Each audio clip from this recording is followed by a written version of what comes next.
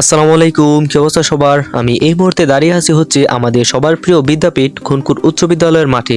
চারদিকে লাইটের ঝলকানি আর ক্রিকেটের উন্মাদনা, কারণ আজ এখানে আয়োজন করা হয়েছে নতুন বছর বরণ উপলক্ষে ওয়ান নাইট ক্রিকেট টুর্নামেন্ট। আজকের এই লড়াইয়ে আম্পায়ার হিসেবে দায়িত্ব পালন করেছেন আমাদের সবার পরিচিত আলমগীর ভাই, আর লেগ আম্পায়ার হিসেবে আছেন শৈশব ভাই, আর মাঠ মাথানো ধারাভাষ্যে আছেন আমাদের প্রিয় কাউসার ভাই, যার কণ্ঠ খেলাটাকে আরো জমিয়ে তুলেছে। ভিডিও করার ফাঁকে দেখা হয়ে গেল আমার একজাক ছোট ভাইদের সাথে।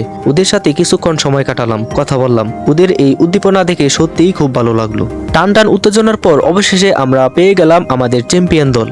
আজকের খেলায় দুর্দান্ত পারফরমেন্স করে জয়লাভ করেছে সৃষ্টিগড় ক্রিকেট একাদশ, আর রানার্স আপ হওয়ার গৌরব অর্জন করেছে ইসহাক ক্রিকেট একাদশ, শিলমান্দি নরসিংদী। দুই দলই অসাধারণ খেলেছে, যা সত্যি প্রশংসার দাবিদার। পুরস্কার বিতরণী অনুষ্ঠানে আজকের প্রধান অতিথি হিসেবে উপস্থিত ছিলেন বিশিষ্ট ব্যবসায়ী ও সফটওয়্যার ইঞ্জিনিয়ার জনাব মোহাম্মদ সালেহ মোল্লা। আজকের এই সুন্দর অনুষ্ঠানের উদ্বোধন করেছেন বিশিষ্ট ব্যবসায়ী জনাব মোহাম্মদ সোহেল রানা। এছাড়াও আরো অনেক বিশেষ অতিথিবৃন্দ উপস্থিত ছিলেন।